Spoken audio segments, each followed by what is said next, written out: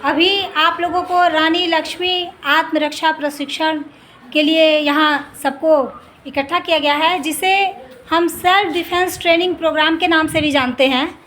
आप सबके विद्यालय में इसके पूर्व भी ये सेल्फ डिफेंस की ट्रेनिंग हो चुकी है। इसमें काफ़ी बच्चों को इसके बारे में जानकारी है और जिनको नहीं है उन्हें आज अवगत कराया जाएगा। आपने सेल्फ डिफेंस का नाम पहले सुना है? आप कुछ जानते भी होंगे उसके बारे में?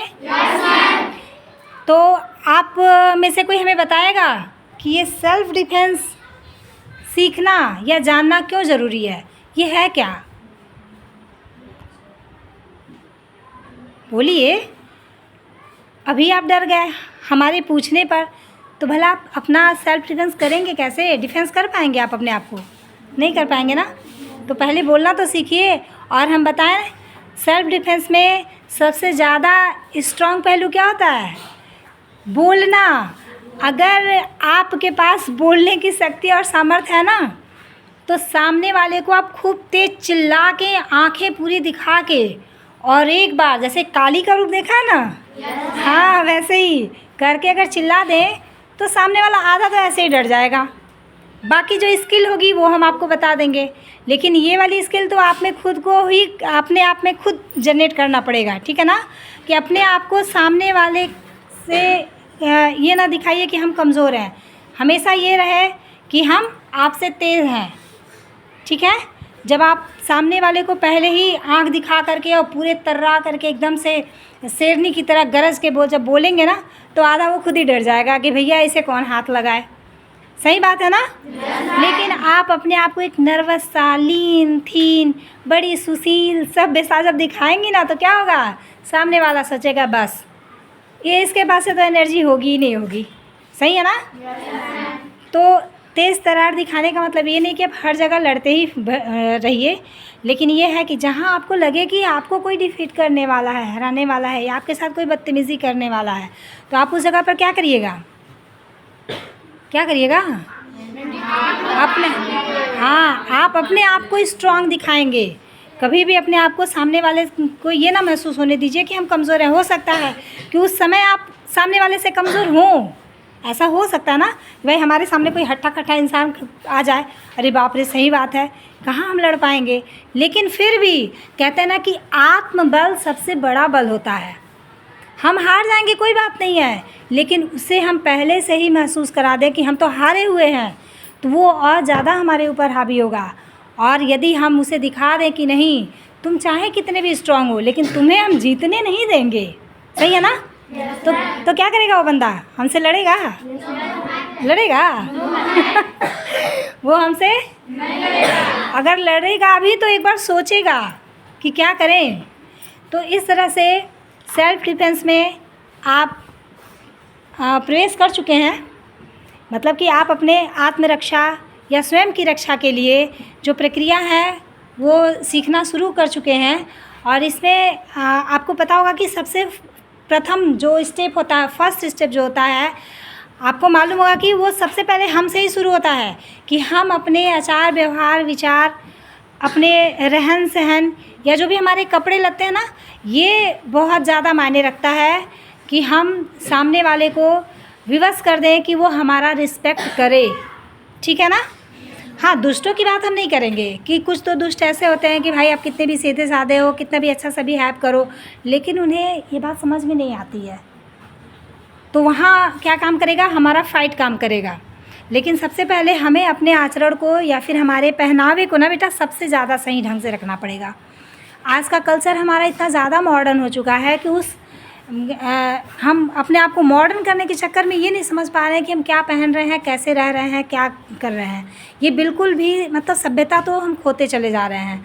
तो आप सबसे पहले ये चीज़ याद रखिए कि हमें अपने पहनावे को, अपने सभ्यता संस्कृति को पकड़ के रखना है, ठीक है ना।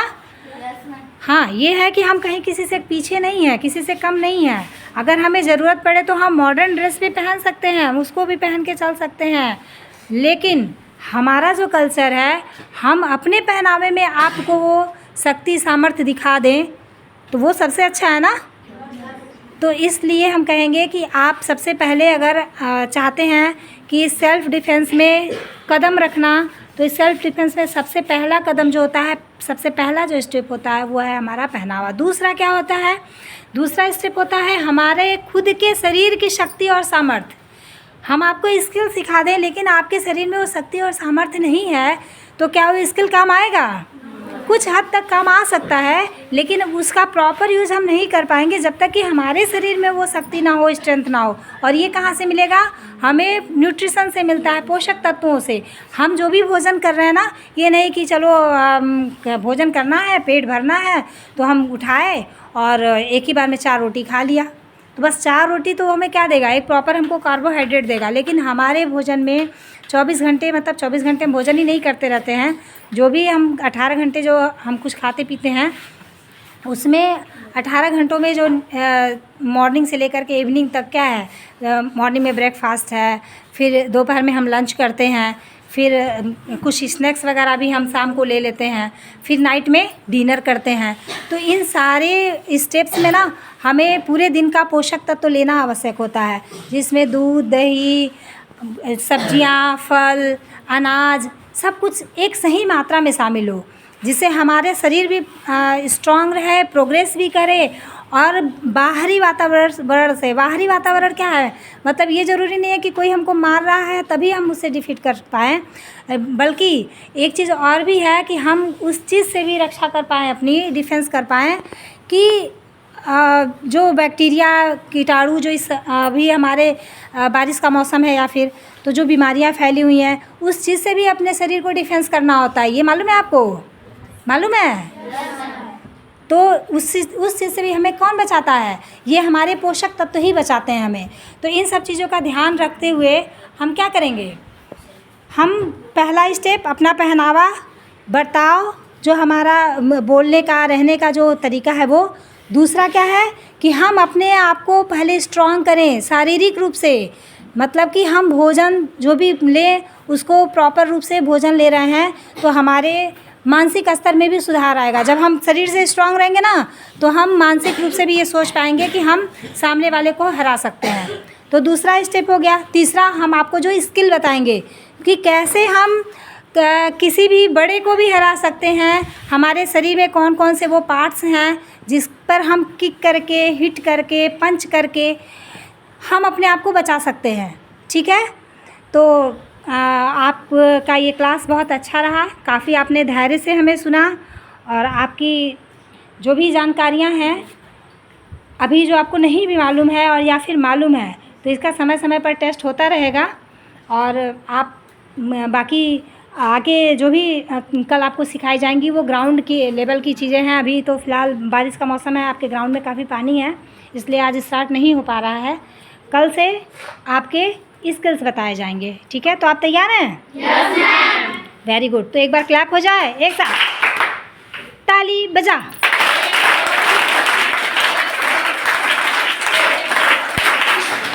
Very good.